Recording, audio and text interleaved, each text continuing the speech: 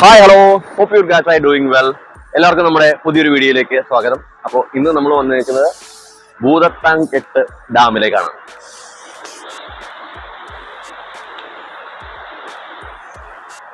അപ്പോൾ കുറെ പേർക്കെങ്കിലും ഭൂതത്താൻകെട്ട് ഡാം എവിടെയാണെന്നും എങ്ങനെയാണെന്നൊക്കെ അറിയായിരിക്കും. കോതമംഗലത്തിനടുത്ത്, എറണാകുളം ജില്ലയിലെ കോതമംഗലത്തിന് നിന്ന് തട്ടേക്കാട് പോകുന്ന റൂട്ടിലാണ് ഭൂതത്താൻകെട്ട് ഡാം.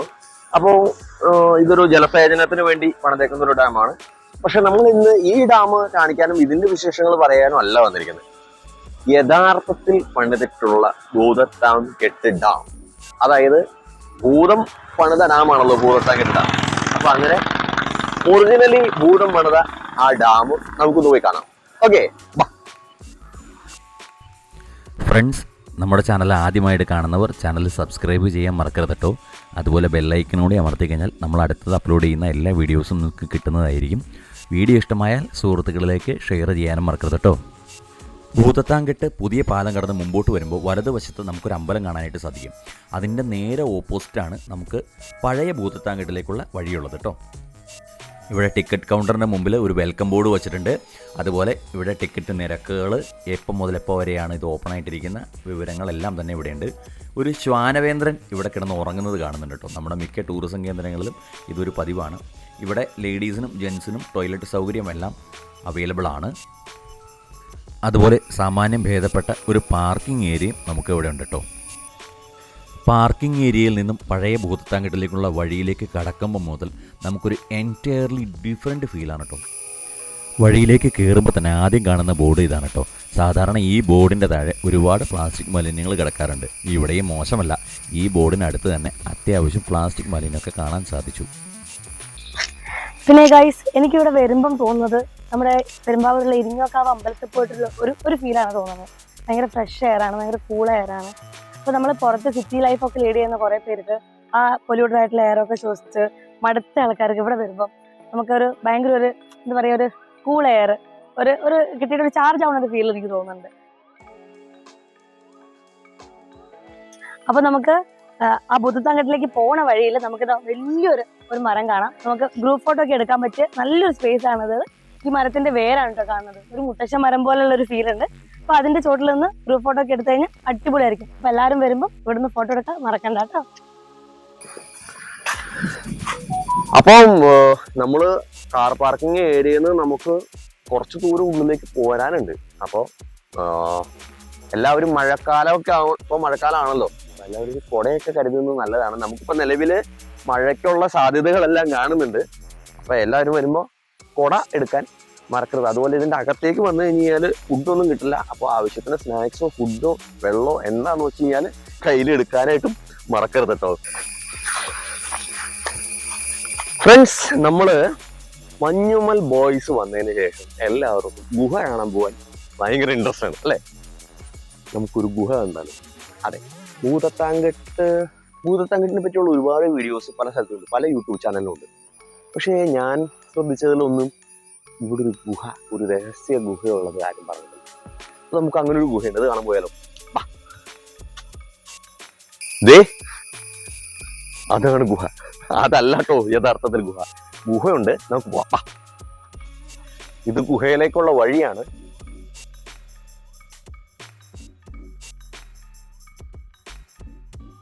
ഗൈസ്, അപ്പൊ അങ്ങനെ നമ്മൾ ഗുഹയുടെ മുമ്പിൽ എത്തിയിരിക്കുകയാണ്, ഗുഹാമുഖത്തിൽ എത്തിയിരിക്കുകയാണ്.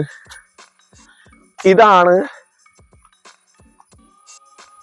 ഭൂതത്താൻകെട്ടിലെ ആ രഹസ്യ ഗുഹ. നമുക്ക് ഗുഹയൊന്ന് കേറി കണ്ടാലോ?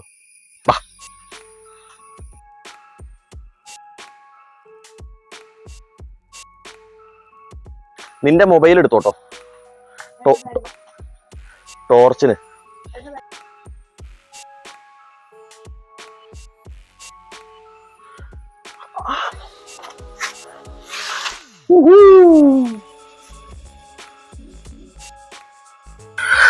ഗൈസ്, അപ്പോൾ നമ്മള് ഗുഹയുടെ അകത്തേക്ക് കയറുകയാണ്.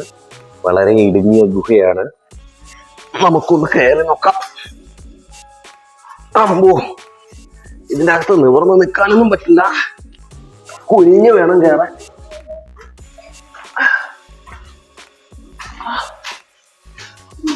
ശ്രീ ബാബാ ബാബാ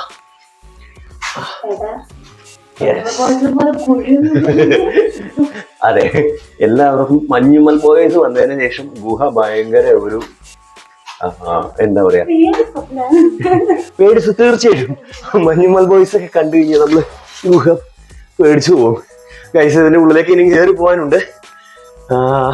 നമ്മളിപ്പോ 2 മൊബൈലിന്റെ ഫ്ലാഷ് ലൈറ്റ് വെച്ചിട്ടാണ് ഇത് ഷൂട്ട് ചെയ്യുന്നത്.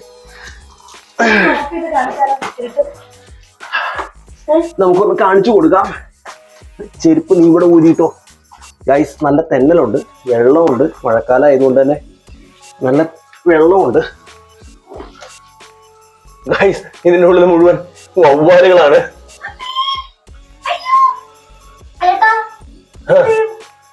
അപ്പോ നമുക്ക് ഇവിടെ വരെ വരാനാണ് നമുക്ക് പെർമിഷൻ ഉള്ളൂ.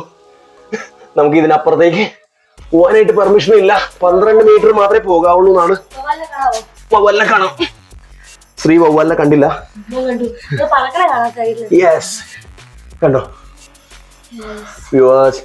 നല്ല ഇരുട്ടാണ്. നമുക്ക് ലൈറ്റ് ഒന്ന് ഓഫ് ചെയ്യാം. ലൈറ്റ് ഓഫ് ചെയ്തേ ശ്രീ. ഇരുട്ട് ഭയങ്കര ഇരുട്ടാണ്. അപ്പൊ നമുക്ക് ലൈറ്റ് ഓൺ ചെയ്യാം. ഓ, ഇത്രയും ഇരുട്ടാണ്. അപ്പോ നമുക്ക് ഗുണ കേവിന്റെ അകത്ത് പോയ സുഭാഷിനെ പൊക്കിക്കൊണ്ടുവന്ന കുട്ടേട്ടന്റെ ഒക്കെ ഒരവസ്ഥ നമുക്ക് മനസ്സിലാക്കാവുന്നതുള്ളൂ എന്ന് പറയാൻ പറ്റില്ല. അതിന്റെ ഒരു ചെറിയ വളരെ ചെറിയൊരു രൂപം നമുക്ക് ഇവിടെ നിന്ന് കാണാം. കാരണം ഇവിടുത്തെ ഇരുട്ടാണ് മെയിൻ ആയിട്ട്. അതെന്തോ ഒരു കല്ലാണ്, പേടിക്കണ്ട. കല്ല നനഞ്ഞിരിക്കണ എന്തോ ജീവി ഇരിക്കുന്ന പോലെ. അപ്പൊ ഇതാണുണ്ടോ ഗൈസ് ഭൂതത്താൻകെട്ടിലെ ഗുഹ. ഇവിടെ അതെ, രഹസ്യ ഗുഹ. ഇവിടെ ചെറിയ ഓക്സിജന്റെ ലെവൽ കുറവുണ്ടോ എന്നെനിക്ക് സംശയമുണ്ട്. പിന്നെ നമ്മള് ഈ അള്ളി പിടിച്ച് കേറിയ കാരണം ചെറുതായിട്ട് അണച്ചിട്ടുണ്ട്. അപ്പോ അതെ, ചെറിയൊരു ശ്വാസം മുട്ട് ഫീൽ ഉണ്ട്. അപ്പൊ നമുക്ക് ഗുഹയിൽ നിന്ന് പുറത്തേക്ക് ഇറങ്ങാം. അപ്പൊ ശ്രീ മുമ്പേ പോയിട്ടുണ്ട്. ഞാൻ ചെരുപ്പൊക്കെ കൂടെ ഊരിയിട്ടു. ഞാൻ ഇവിടെ വരെ വന്നപ്പോഴേക്കും നല്ല തെന്നലായതുകൊണ്ട് ശ്രീ സൂക്ഷിച്ചിറങ്ങണം. ഇറങ്ങുന്നത് കുറച്ച് ടാസ്ക്കാണ്, തെന്നലുണ്ട്. അപ്പൊ ആരെങ്കിലും വരുവാണെങ്കിൽ തന്നെ കാണുന്ന കേട്ടോ ഗുഹാമുഖം. എല്ലാരും ശ്രദ്ധിച്ച് കയറുക. എപ്പോഴും സേഫ്റ്റി ഫസ്റ്റ്. ആരും റിസ്ക് എടുക്കരുത്. അതെ, കുട്ടികളെ ഒക്കെ കൂട്ടിയിട്ട് വരുമ്പോഴൊക്കെ സൂക്ഷിക്കുക. ഇറങ്ങിക്കോ. അപ്പൊ അങ്ങനെയാണ് നമ്മുടെ ഗുഹയുടെ എക്സ്പീരിയൻസ്.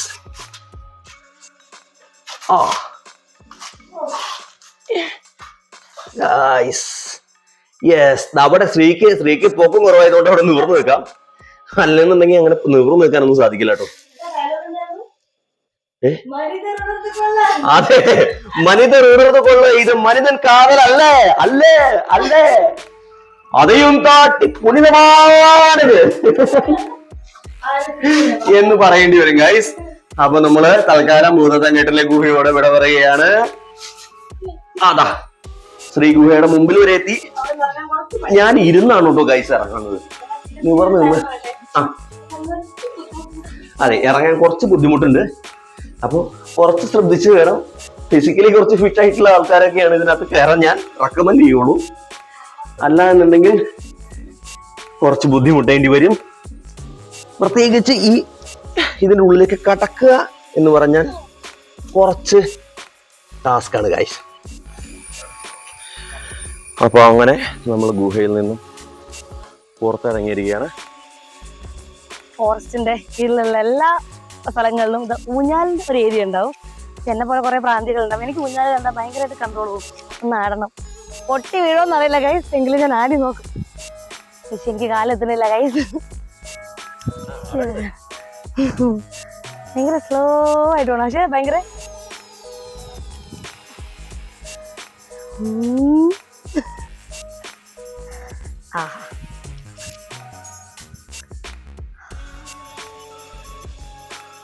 ഒരു രക്ഷയില്ലാട്ടോ.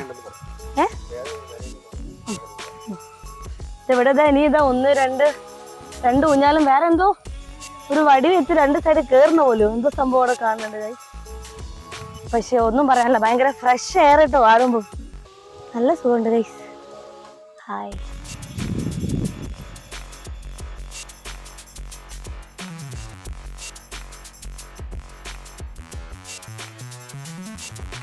അപ്പോൾ ഫ്രണ്ട്സ്, ഇതാണ് ശരിക്കും നമ്മുടെ ഭൂതത്താൻ കെട്ട്. നമ്മൾ കാണുന്ന ഭൂതത്താൻ കെട്ട് അതല്ല ഒറിജിനൽ.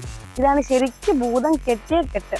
അതായത് കല്ലുകളൊക്കെ അടുക്കിയടുക്കി കറക്റ്റായിട്ട് വെച്ചിട്ട് ഭൂതം കെട്ടിയ ഡാം എന്ന് പറയുന്നത്, ഭൂതത്താൻ കെട്ട് എന്ന് പറയുന്നത് ഇതാണ്. അപ്പൊ നമ്മളെല്ലാവരും ധരിച്ചു വെച്ചുകൊണ്ടിരുന്നത് അതാണ് ഭൂതത്താൻ കെട്ട്.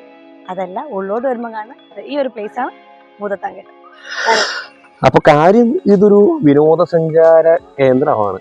ആൾക്കാർ ഒന്ന് എന്താ പറയാ സന്തോഷിക്കാനും ഒരു ടൈം സ്പെൻഡ് ചെയ്യാനൊക്കെ വരുന്ന സ്ഥലമാണെങ്കിലും ഇതൊരു ഡേഞ്ചർ ഏരിയയാണ്. നമുക്ക് കിട്ടിയ ഇൻഫർമേഷൻ വെച്ച് 27 പേര് ഇവിടെ മരിച്ചിട്ടുണ്ട്.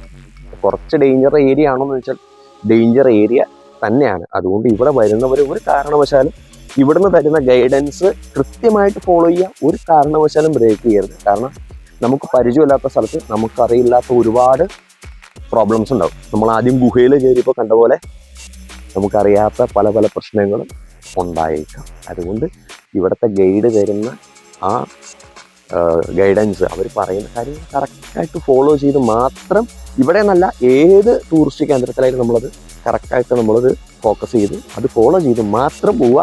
സന്തോഷമാണ് നമുക്ക് ഏറ്റവും വലുത്. ഇന്ന് മാത്രമല്ല, നാളെയും നമുക്ക് സന്തോഷിക്കാനുള്ളത്, അത് ഓർമ്മയിരിക്കും.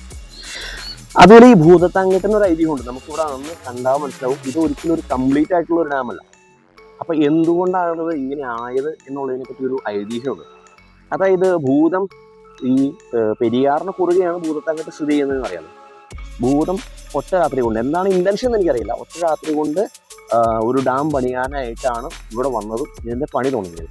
പക്ഷെ അങ്ങനെ ചെയ്യുകയാണെന്നുണ്ടെങ്കിൽ ഇവിടെ നിന്ന് അങ്ങോട്ടേക്ക് ഉള്ള ജനവാസ മേഖലയിലുള്ള ജനങ്ങൾക്ക് പിന്നെ ജീവിക്കാനായിട്ട് സാധിക്കില്ല. കാരണം ഇവിടുത്തെ വെള്ളം മുഴുവൻ പൊങ്ങി അവിടെ അവർക്ക് ജീവിക്കാൻ പറ്റാത്തൊരു സാഹചര്യമുണ്ട്. അതുകൊണ്ട് തൃക്കാരിയൂർ മഹാദേവൻ കോഴിയുടെ രൂപത്തിൽ വന്ന് കൂവി നേരം വെളുത്തു എന്ന് അറിയിച്ചു. ഈ നേരം വെളുത്ത സ്വാഭാവികമായിട്ട് നമ്മൾ കേട്ടിട്ടുള്ള കഥകളൊക്കെ വെച്ച് നോക്കുകയാണെന്നുണ്ടെങ്കിൽ ഭൂതം പിന്നെ അവരുടെ ടൈം കഴിഞ്ഞല്ലോ, നേരം വെളുത്താൽ പിന്നെ അവരുടെ ടൈമല്ല. അതുകൊണ്ട് പണി മുഴുമിപ്പിക്കാതെ പോയി എന്നാണ് ഒരു ഐതിഹ്യം കേട്ടിട്ടുള്ളത്. അപ്പോൾ ഭൂതത്താൻ കെട്ടിനെ സംബന്ധിച്ചിടത്തോളം പറയുമ്പോൾ ഒരു ഐതിഹ്യമായിട്ട്, ഒരു മിത്തായിട്ടോ അല്ലെങ്കിൽ അങ്ങനെയൊക്കെ നമ്മൾ കേട്ടിട്ടുള്ള ഒരു കഥ ഇതാണ്. പിന്നെ ഇതിൻ്റെ നമ്മളിപ്പോൾ ഇരിക്കുന്ന ഈ ഭാഗത്ത് ഇവിടെ കുറച്ച് സ്പേസ് ഓപ്പൺ ആയിട്ടുണ്ട്. ഇതിൻ്റെ അപ്പുറത്ത് ആണ് പണി പൂർത്തിയാവാത്ത ഭാഗം.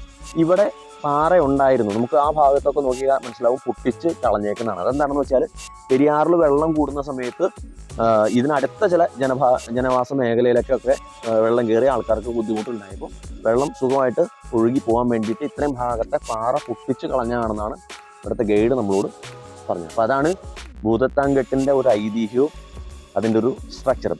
ഇനി അവിടെ ഒരു വലിയൊരു പാറയുണ്ട്, ഇതിൻ്റെ ഒരു മെയിൻ ഒരു ഹൈ ഏരിയ ഉണ്ട്. നമുക്ക് അവിടെയും കൂടി ഒന്ന് കയറി എക്സ്പ്ലോർ ചെയ്തിട്ട് നമുക്ക് പോകാം. ഓക്കെ,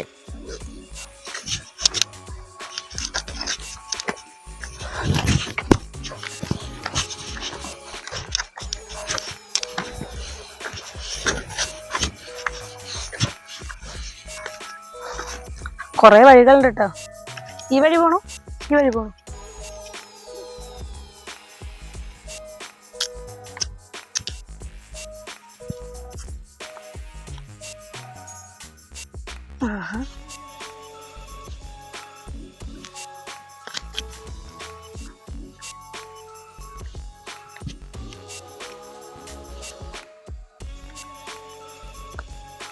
ഇത് ഷൂസ് ഇട്ട് വരുന്നതായിരിക്കും നന്നാവും കേട്ടോ, കാല് സ്ലിപ്പാവുണ്ട്.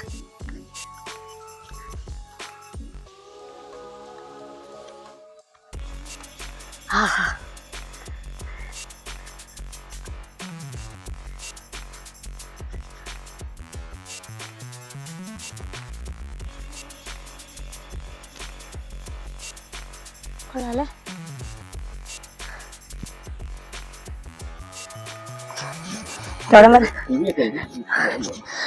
ആൾക്കാർ പോവാത്തപ്പോൾ റിയൽ ലൈഫിലൊക്കെ ശരിക്കും അത് റിയൽ നടന്ന കഥയാണോ?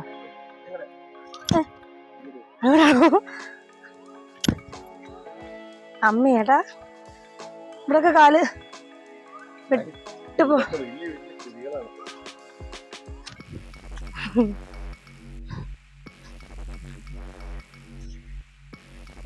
ഏട്ടാ ഇവിടുന്ന് എങ്ങോട്ടാ പോവാ? ചെരുപ്പ് പോരട്ടല്ലേ? ഇങ്ങോട്ട് പോരുന്നാണോ അവര് പറഞ്ഞേ? ഇതൊക്കെ വീട് എടുത്തോട്ടോ, എന്താ വെച്ചാ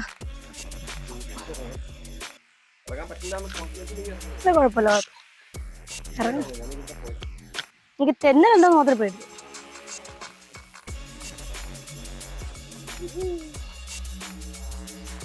ഒക്കെ വെവ്വേറെ പാറയാണല്ലേ?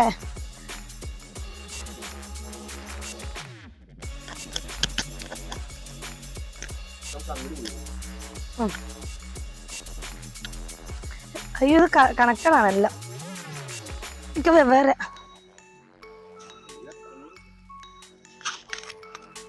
ഇവിടുന്ന് ചാടണോ? ചാടാല്ലേ? ചാടി എത്തൂലേ? Ready 1 2 3 start. പുറത്തോടെ പോ. ചുമ്മാ പാറയ്ക്ക് ചെറിയ പൊട്ടുണ്ട്. പൊട്ടുവോ?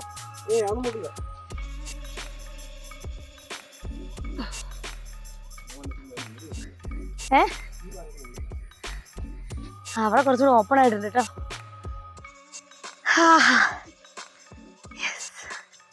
നല്ല ഏരിയ അല്ലേ? എനിക്ക് നോക്കണ്ട, അറ്റത്തേക്ക് പോകണ്ട. കുട്ടികളെ കൊണ്ടൊന്നും വരികയോ ചെയ്യരുതല്ലേ? ഒറ്റയ്ക്ക് വരുമ്പോഴുള്ള കോൺഫിഡൻസ് കിട്ടൂല കുട്ടികളെയും കൊണ്ട് വന്നാ.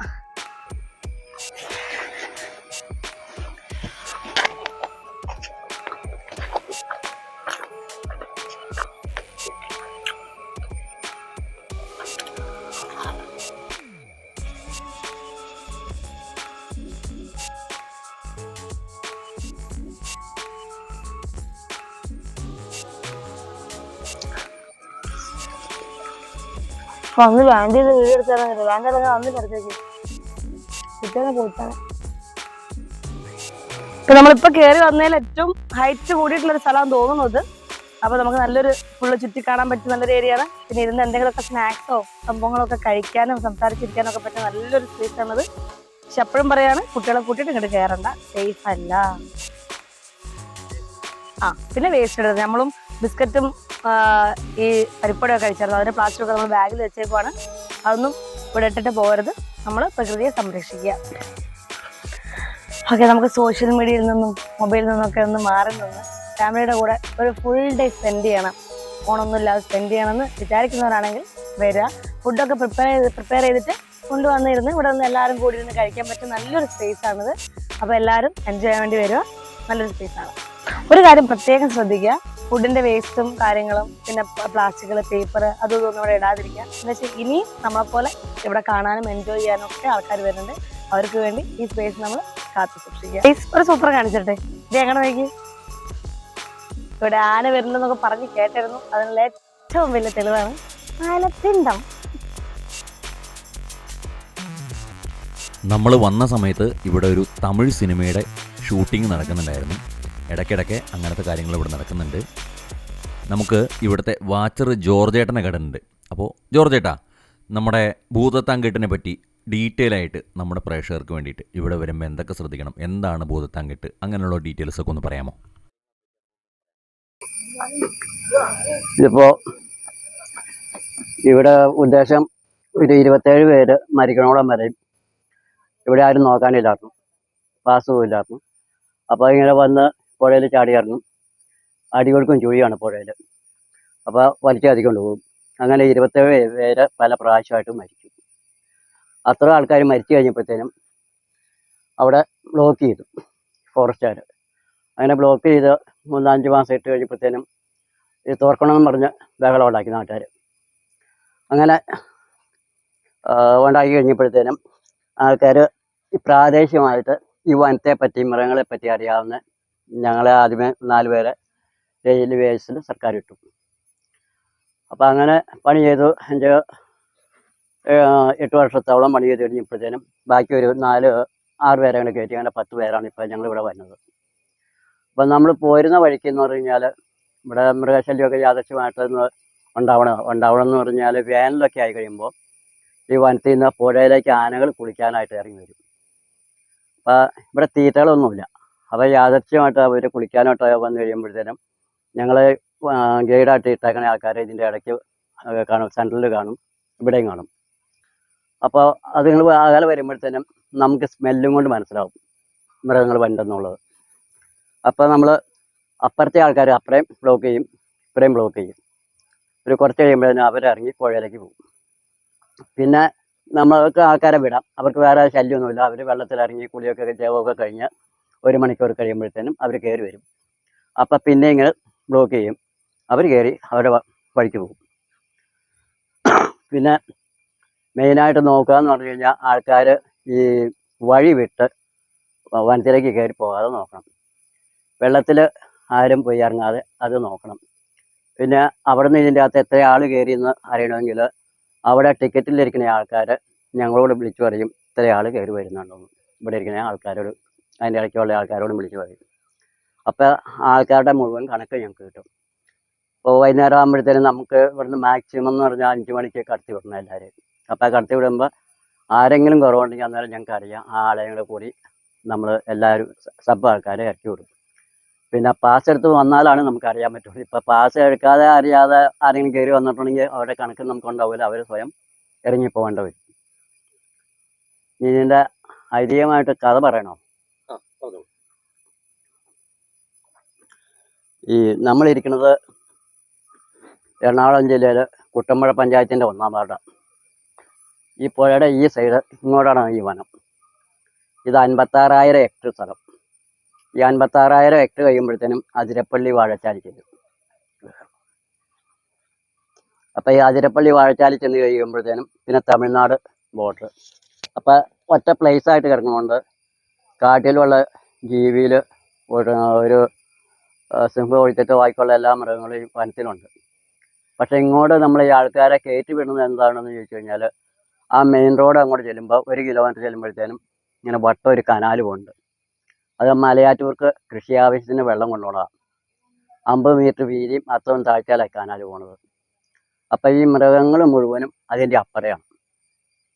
ഇങ്ങോട്ട് ഇതിങ്ങൾ വരിക എന്ന് പറഞ്ഞു കഴിഞ്ഞാൽ വേനലൊക്കെ ആയി കഴിയുമ്പോഴത്തേനും അതിൻ്റെ അകത്തുള്ള തോടുകളിലുള്ള വെള്ളം പറ്റിപ്പോകും.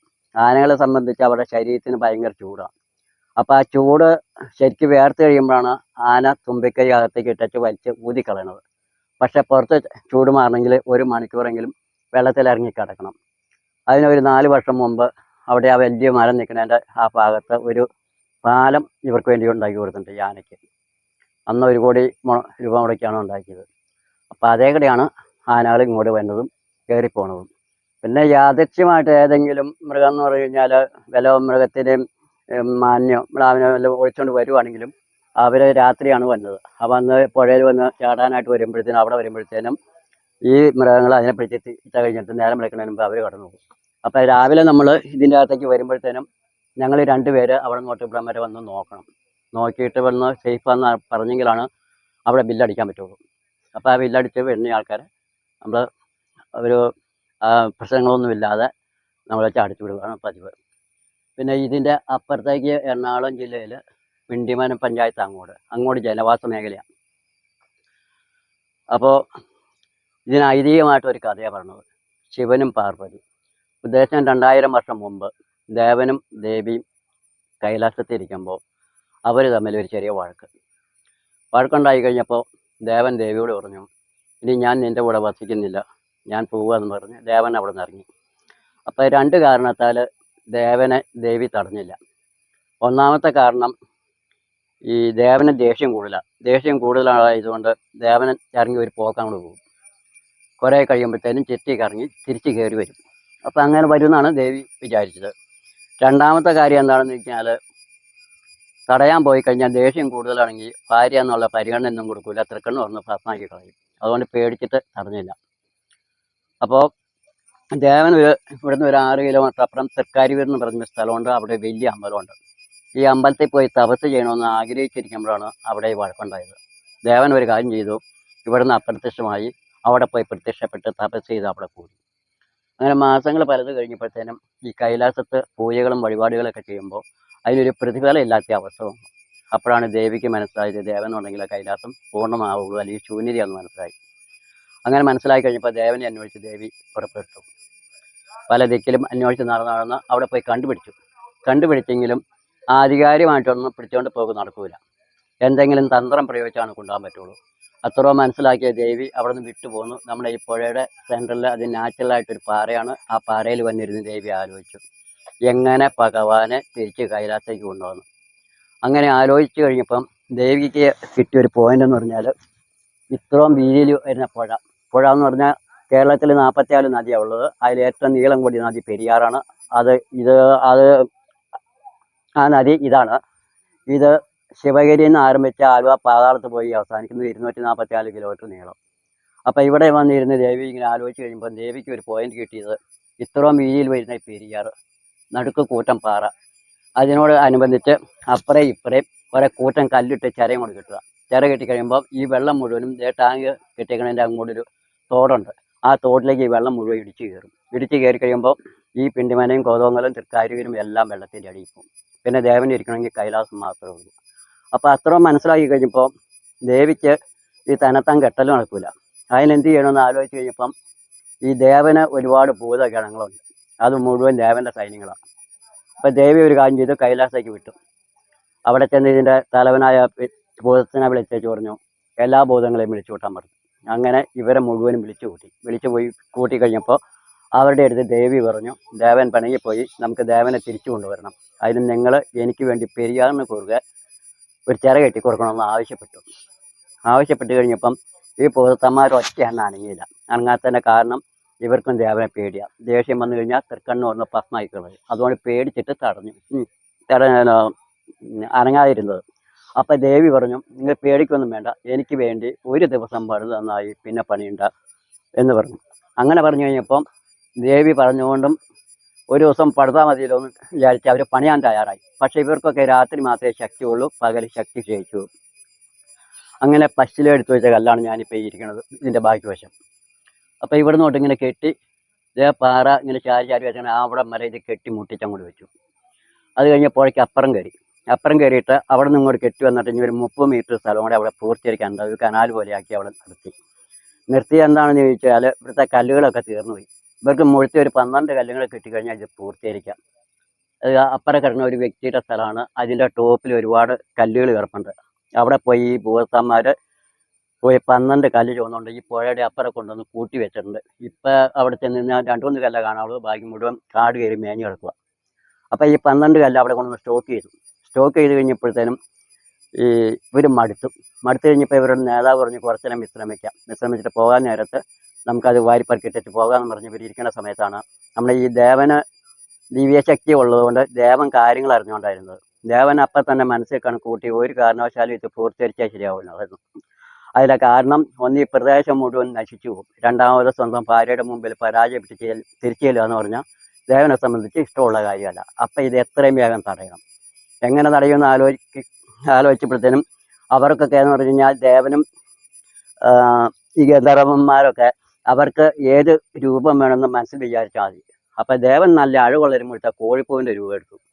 അങ്ങനെ പറന്ന് വന്ന് ഇവരെ പച്ചിലെടുക്കാൻ പറ്റുകയാണ് കല്ലിൻ്റെ മേളിൽ വന്ന് പതുങ്ങി അവിടെ ഇരുന്ന് സൈറ്റൊക്കെ നോക്കി കുറച്ച് നേരം ഇരുന്ന് കഴിഞ്ഞപ്പോഴത്തേനും ഇവരുടെ നേതാവ് പറഞ്ഞു നമുക്ക് പണി തീർക്കാമെന്ന് പറഞ്ഞു. അങ്ങനെ ഓടിപ്പോയി കല്ലെ പിടിച്ച് പൊക്കാനായിട്ട് തുടങ്ങിയപ്പം കോഴിപ്പൂവിൻ്റെ രൂപത്തിലിരുന്ന ദേവൻ കോഴിക്കോട് മാതിരി ചിരവൊക്കെ ഇട്ട് അടിച്ച് നീട്ടിയിട്ടാണ് കൂവിക്കഴിഞ്ഞപ്പോഴത്തേനും ഇവരുടെ നേതാവ് പറഞ്ഞു പണിയൊക്കെ നിർത്തിക്കോ, കോഴി കൂവി നേരം വിളിക്കാൻ പോവുക. നേരം വെളുത്താൽ അവിടെ ശക്തി ക്ഷയിച്ചു പോകും. അങ്ങനെ പൂർത്തീകരിക്കാതെ പോയി എന്നാണ് ഐതിഹ്യം പറഞ്ഞത്. പിന്നെ ചരിത്രപരമായിട്ട് പറയുന്നുണ്ട്, അത് ഫുള്ളായിട്ട് നമുക്കറിയില്ല. എങ്കിൽ പോലും ചേരചോള രാജാക്കന്മാർ ഭരിക്കുന്ന സമയത്ത് നമ്മുടെ തട്ടേക്കാട് പക്ഷി സങ്കേതമുണ്ട്. അവിടെ ചേലമല എന്ന് പറഞ്ഞ സ്ഥലമുണ്ട്. അവിടെ രാജകൊട്ടാരം ഉണ്ടായിരുന്നു. അതിൻ്റെ അവശിഷ്ടം ഇപ്പോഴും ഉണ്ട് അവിടെ. അവരവിടെ താമസിക്കുന്ന സമയത്തും അവരിവിടെ ചിര കെട്ടി. ഈ ചിര കെട്ടിക്കഴിഞ്ഞ് വേനലൊക്കെ ആയപ്പോൾ അന്ന് നാട്ടുരാജാക്കന്മാർ താഴെയുണ്ട്. അപ്പോൾ വെള്ളത്തിൻ്റെ ക്ഷാമം വന്നു കഴിഞ്ഞപ്പോൾ താഴത്തുള്ള രാജാക്കന്മാർ ഇവരുമായിട്ട് ആലോചിച്ചിട്ട് പറഞ്ഞു ഇവരോട് വെള്ളം അവർക്കും കൂടെ തുറന്നു കൊടുക്കാൻ ആവശ്യപ്പെട്ടപ്പോൾ കൊടുക്കാതെ വന്നു കഴിഞ്ഞപ്പോൾ അങ്ങനെ യുദ്ധം പ്രഖ്യാപിച്ചു കഴിഞ്ഞപ്പോഴത്തേനും ഇവിടെയുള്ള രാജാക്കന്മാരെ എല്ലാവരും കൂടെ കൂട്ടിയിട്ട് ആലോചിച്ചു എന്ത് ചെയ്യണമെന്ന്. ആലോചിച്ച് കഴിഞ്ഞപ്പം ഇവരെ കഴിഞ്ഞ 4 ഇരട്ടി ശക്തന്മാരാണ് താഴെയുള്ളത്. യുദ്ധം ചെയ്താൽ ഇവർക്ക് അടിയും കിട്ടും, പൊട്ടിച്ചുകൊണ്ട് പോകുമെന്ന് മനസ്സിലാക്കിയതുകൊണ്ട് ഇവർ സ്വന്തമായിട്ട് അങ്ങേ സൈഡ് ഇങ്ങനെ പൊടിച്ച് വിട്ടതായിട്ട് ചരിത്രവും പറയുന്നുണ്ട്. ഏതായാലും ഈ കെട്ടെന്ന് പറഞ്ഞാൽ ഒരു 10-30 വർഷം മുമ്പ് വരെ ഈ കെട്ടേക്കടി നമ്മളിങ്ങനെ നടന്നുകൊണ്ടിരുന്നത്. അന്ന് ആ നടക്കുന്ന സമയത്ത് ഇതിൻ്റെ അകത്ത് ഒരു 10 അടി പൊക്കത്തിൽ മണ്ണും ഒരു 10-75 ഇതേ സൈസ് മരങ്ങളുമാണ് അവിടെ നിന്നത്. അപ്പോൾ മഴ പെയ്ത് കൂടുതൽ വെള്ളം വരുമ്പോഴത്തേനും ആ ചെറിയ ഗ്യാപ്പിൽ വെള്ളം പോകാതെ വെള്ളം അങ്ങോട്ട് ഇടിച്ചു കയറിയിട്ട് നാട്ടുകാരുടെ കൃഷികൾ മുഴുവൻ നശിക്കാൻ തുടങ്ങി. അങ്ങനെ നശിക്കാൻ തുടങ്ങിയപ്പോൾ അവർ സർക്കാരിലേക്ക് കംപ്ലയിൻറ്റ് ചെയ്തിട്ട് സർക്കാർ ഇടപെട്ട് തോട്ട വെച്ച് കയറ്റമരൊക്കെ വെച്ച് പൊട്ടിച്ച് ഇവിടെ നിന്ന് പൊട്ടിച്ച് ഈ സാധനം മുഴുവൻ തള്ളിക്കളഞ്ഞു. അപ്പോൾ അന്ന് പൊട്ടിക്കാതെ വെച്ചേക്കുന്നത് ഈ വെള്ളത്തിൽ ഇറങ്ങരുന്ന് എഴുതി വെച്ചേക്കണ ഒരു 5 കല്ല് അവിടെ ഇരിപ്പുണ്ട് ഇതിൻ്റെ ആ സെൻറ്ററിൽ. അത് മാത്രം പൊട്ടിച്ചില്ല, ബാക്കിയെല്ലാം പൊട്ടിച്ച് തള്ളിക്കളഞ്ഞതാണ്. അതുകൊണ്ട് നമ്മുടെ ഈ 18 ഫ്ലഡിൽ അപ്പുറം കാണുന്ന ആ കെട്ടിടത്തിൻ്റെ ടോപ്പ് വരെ വെള്ളമാണ് വന്നത്. ഇതേൽ 10-40 പേർക്ക് ഇരിക്കാവുന്ന ഒരു ഷെട്ടുണ്ടായിരുന്നു, അതൊക്കെ അവരെടുത്തുകൊണ്ട് പോയി. ആ കൂടെ ഇവിടെ ഈ വെള്ളത്തിന് നല്ല പവറായിട്ട് വന്നു കഴിഞ്ഞപ്പോഴത്തേനും ഈ 10 അടി പൊക്കത്തിലുള്ള ഈ മണ്ണും ആ 75 മരവും കപ്പ വലിച്ചു പറിക്കും പോലെ പറിച്ച് ഈ കുളത്തിലാക്കി ഇട്ടേക്കണമാണ്. പിന്നെ ഇതിനോടനുബന്ധിച്ചുള്ള വേറെ കാര്യങ്ങളും ഞാൻ പറയാം. ഇതിൻ്റെ അകത്ത് 100 കണക്കിന് മുനി അറകളുണ്ട്. ഈ മുനിയറകൾ ഉണ്ടെന്ന് പറഞ്ഞാൽ ഇത് 56,000 ഹെക്ടർ സ്ഥലമെന്ന് ഞാൻ പറഞ്ഞു. ഈ 56,000 ഹെക്ടർ സ്ഥലത്ത് ഞാൻ പോയിട്ടുള്ള, ഞാൻ 78-ൽ ഫോറസ്റ്റ് വാച്ച്മാനായിട്ട് വരിക. അതുകൊണ്ട് ഈ ഫുൾ സ്ഥലവും ഞാൻ പോയിട്ടുള്ള. അപ്പം അങ്ങനെ പോണ സമയത്ത് 100 കണക്കിന് മുനിയറകൾ കണ്ടിട്ടുണ്ട്. ഈ മുനിയറ എന്ന് പറഞ്ഞു കഴിഞ്ഞാൽ ഒരു 7 അടി നീളത്തിൽ 6 അടി വീതിയിൽ 1 അടി കട്ടിയിൽ പലക പോലെ പാറ കീറി വെച്ചേക്കുക. അത് നിരന്ന പാറയിൽ ഒരെണ്ണം ഇവിടെ നിവർത്തി വെച്ചു, പിന്നെ ഒരു 6 അടി അകലത്തിൽ ഇവിടെ നിവർത്തി വെച്ചു, ഒരെണ്ണം മേളിൽ നിന്ന് വെച്ചു, ഒരെണ്ണം സൈഡിൽ നിന്ന് വെച്ചു. അതിൻ്റെ അകത്ത് മുനിമാർ തപസ് ചെയ്യാൻ വേണ്ടിയിട്ട് ഉണ്ടാക്കിയതാണെന്ന് പറഞ്ഞത്. ഈ മുനിയറ നമുക്ക് കാണാൻ പറ്റും? ആ, ഇപ്പോൾ വടാട്ടവരെ പോയാൽ 1-2 അവിടെയുണ്ട് ചെറുത്. അത് കാണാൻ പറ്റും, കയറി കാണാനുള്ള അനുവാദമുണ്ട്. അത് ഞാൻ പിന്നെ പറയാം. അപ്പോൾ ഈ ഇതിൻ്റെ അകത്ത് മുനിമാർ തപസ് ചെയ്യുന്നതാണ് പറഞ്ഞത്. അതിൻ്റെ ഒരു ചെറിയതുണ്ട് മണ്ണിൽ, അത് അവിടെ ശവകുടീരം. പക്ഷെ ഈ ഒരു കല്ലെന്ന് പറഞ്ഞു കഴിഞ്ഞാൽ ആ കീറിയ കല്ല് ഈ ഒരു സ്ഥലത്തും ഈ കല്ലിങ്ങനെ കീറിയിട്ടില്ല. പിന്നെ ഇപ്പം ആ കീറി വെച്ചാണ് ഒരു പാറ ജസ്റ്റ് ഇങ്ങനെ ഒന്ന് പൊക്കണമെങ്കിൽ ഒരു 10-30 ആണുങ്ങളെ ശക്തന്മാരായിട്ടുണ്ടെങ്കിലാണ് ജസ്റ്റ് ഇങ്ങനെ ഒന്ന് പൊക്കാൻ പറ്റുള്ളൂ. എന്നിട്ട് അവിടെ തന്നെ വെക്കുന്നത്. പക്ഷെ അന്നും എന്തോ ഒരു ശക്തി ഇതിൻ്റെ അകത്തുണ്ട്. അത് ഏത് ശക്തി, എന്ത് ശക്തി എന്നൊന്നും നമുക്കറിയില്ല. ഭൂതത്താൻകിട്ട് പുതിയ പാലത്തിന് മുമ്പിലുള്ള റൈറ്റ് സൈഡിലെ പാർക്കിംഗ് ഏരിയയിലൂടെ ചെന്ന് കഴിഞ്ഞാൽ നമുക്ക് ബോട്ടിംഗ് ഏരിയയിലേക്ക് ചെല്ലാൻ പറ്റും. അതുപോലെ ഇവിടെ നല്ലൊരു വാക്കിംഗ് ഏരിയ ഒക്കെ ഉണ്ട്. ആ വാക്കിംഗ് ഏരിയയിൽ കണ്ട ഒരു മരമാണത്തത്. ഇതിന്റെ വേരൊക്കെ കുറച്ച് വിചിത്രമാണ്. ഇതില് വേറെ ഒരു സംഭവം എന്താന്ന് വെച്ചാൽ ഇതുപോലെ കണ്ടോ, പലരും നമ്മുടെ എന്താ പറയാ മഞ്ഞുമൽ ബോയ്സ് ഗുഹയിൽ എഴുതി വെച്ച പോലെ പേരൊക്കെ എഴുതി വെച്ചിട്ടുണ്ട്. ഇവിടെ ചിലര് അവരുടെ പ്രണയം രേഖപ്പെടുത്തിയിട്ടുണ്ട്. ചിക്കൂസ് അമ്മൂസ പ്രണയാന്ന് തോന്നുന്നില്ല. അതെ, എന്തൊക്കെയോ ഇവിടെ എഴുതി പിടിപ്പിച്ചിട്ടുണ്ട്. അപ്പോ അങ്ങനെ പലതും ആലേപനം ചെയ്തിരിക്കുന്ന ഒരു ഏരിയ കൂടിയാണ് ഇത്. ഇത് കണ്ടപ്പോ സ്ത്രീക്ക് ഒരാഗ്രഹം ഇതിന്റെ മേളിൽ കയറണം. ആഹാ, അങ്ങനെ അതിന്റെ മീതെ കയറിയിട്ടുണ്ട്. എവിടെ അതിന്റെ മീതെ കൂടെ ഓടാൻ പോകണോ? കൊച്ചല്ലേ, എന്താ ഒരു ആഗ്രഹം തോന്നണേ. നിങ്ങളുടെയൊക്കെ ലൈഫ് പാർട്ട്ണർ ഇതുപോലെ ആണോ? ഇങ്ങനെ ആരെങ്കിലും ഉണ്ടെങ്കിൽ ഒന്ന് കമന്റ് ചെയ്യട്ടെ. മുമ്പോട്ട് നീങ്ങിയപ്പോൾ അതിമനോഹരമായ ഒരു ഏറുമാടം കണ്ടു. പക്ഷേ ഒരു രക്ഷയില്ല, അകത്ത് കയറാനായിട്ട് പൂട്ടിയിട്ടിരിക്കുകയാണ് ഗൈസ്. അതുകൊണ്ട് മുമ്പോട്ട് നടന്നു. അങ്ങനെ നമ്മൾ നടന്ന് ഡാമിൻ്റെ പിൻവശത്ത് എത്തിയിട്ടുണ്ട്, അതായത് ഡാമിൻ്റെ ഉൾവശത്ത്. ഇവിടെ നല്ല ഉയരത്തിലുള്ള ഒരു വാച്ച് ടവറൊക്കെ ഉണ്ട്. അവിടെ നിന്നുള്ള വ്യൂവും അടിപൊളിയായിരിക്കും. പക്ഷേ കയറാൻ ഒരു രക്ഷയില്ല, തുറന്നിട്ടില്ല. ഇവിടെ നമുക്ക് ബോട്ടിംഗ് സൗകര്യങ്ങളുണ്ട്, കയാക്കിംഗ് ഉണ്ട്, പെഡൽ ബോട്ടിംഗ് ഉണ്ട്. ഇവിടെ ക്ലോസ്ഡ് ആയിട്ടുള്ള ഒരു ലേക്ക് പോലെയുള്ള ഒരു ഏരിയ ഉണ്ട്. അവിടെയാണ് തൽക്കാലം ബോട്ടിംഗ് ഉള്ളൂ. ഡാമിനകത്തേക്കുള്ള ബോട്ടിംഗ് ഉണ്ടായിരുന്നില്ല. അപ്പോൾ ഏതൊക്കെ സമയത്ത് ബോട്ടിംഗ് ഉണ്ടാകുമെന്ന് നേരത്തെ ഒന്ന് അന്വേഷിച്ചിട്ട് വരുന്നത് നന്നായിരിക്കും. വലിയ തിരക്കൊന്നുമില്ലാതെയാണ് നമ്മൾ വരുന്നത് എങ്കിൽ ഈ ലേക്കിന് ചുറ്റുമുള്ള വാക്കിംഗ് ഏരിയ നമ്മൾ മസ്റ്റായിട്ടും എക്സ്പ്ലോർ ചെയ്തിരിക്കണം. അതിലൂടെയുള്ള യാത്ര വളരെ രസകരമായിട്ട് തോന്നി. അപ്പോൾ ഗൈസ്, നമ്മൾ വീഡിയോയിൽ പറഞ്ഞ പോലെ നമുക്ക് ഒരു ദിവസം സ്പെൻഡ് ചെയ്യാൻ പറ്റിയ സ്ഥലമാണ്. നല്ല സ്ഥലമാണ്, നല്ല പ്യുവറായിട്ടുള്ള എയറാണ്, എന്താ പറയുക, നല്ല ഫ്രഷ്നെസ് ആണ്. പിന്നെ ഐതിഹ്യം കാര്യങ്ങളെല്ലാം നമ്മൾ അറിഞ്ഞു. നല്ല ഒരു എക്സ്പീരിയൻസ് ആയിരുന്നു നമുക്ക്. അപ്പോൾ എന്തായാലും എല്ലാവരും സമയം കിട്ടുമ്പോൾ ഒന്ന് വരാനായിട്ട് ശ്രമിക്കുക. ഇതിൻ്റെ അടുത്ത് അയ്യപ്പമുടി എന്ന് പറയുന്ന ഒരു സ്ഥലമുണ്ട്. അതിൻ്റെ വീഡിയോ നമ്മുടെ യൂട്യൂബ് ചാനലിലുണ്ട്, ഒരു ഷോട്ട് നമ്മൾ ഇട്ടിട്ടുണ്ട്. പിന്നെ ഇവിടെ നിന്ന് മുമ്പോട്ട് പോകുമ്പോഴാണ് തട്ടേക്കാട്, അതുപോലെ കുട്ടമ്പുഴ, പിന്നെ നമ്മുടെ ഈ തൂക്കുവാലിടുന്ന സ്ഥലത്തിൻ്റെ പേരെന്താ, ഇഞ്ചത്തൊട്ടി തൂക്കുവാല. അവിടെ കയാക്കിംഗ് ഒക്കെ ഉണ്ട്. ഡാമിൽ വെള്ളം പിടിച്ചിടുന്ന സമയത്തോട്ടോ കയാക്കിംഗ് ഒക്കെ ഉള്ളൂ. അപ്പോൾ അതെല്ലാം കണക്ട് ചെയ്ത് വരുവാണെന്നുണ്ടെങ്കിൽ ഒരു ദിവസം ചിലപ്പോൾ നമുക്ക് മതിയായിന്ന് വരില്ല, ഭയങ്കര റഷാവും. അപ്പോൾ നല്ല ടൈം എടുത്ത് പോകാനാണെങ്കിൽ 1-2 സ്ഥലം കണക്ട് ചെയ്ത് നമുക്ക് നല്ലൊരു ഔട്ടിങ്ങിന് പറ്റിയൊരു ഏരിയ ആണ്. അപ്പോൾ എല്ലാവരും വരിക. അപ്പോൾ വീഡിയോ ഇഷ്ടപ്പെട്ടാൽ ലൈക്ക്, ഷെയർ, സബ്സ്ക്രൈബ്, കമൻറ്റ് എല്ലാം ചെയ്ത് സപ്പോർട്ട് ചെയ്യുമെന്ന് പ്രതീക്ഷിക്കുന്നു. അപ്പോൾ വീണ്ടും അടുത്ത വീഡിയോയിൽ കാണാം. ബൈ.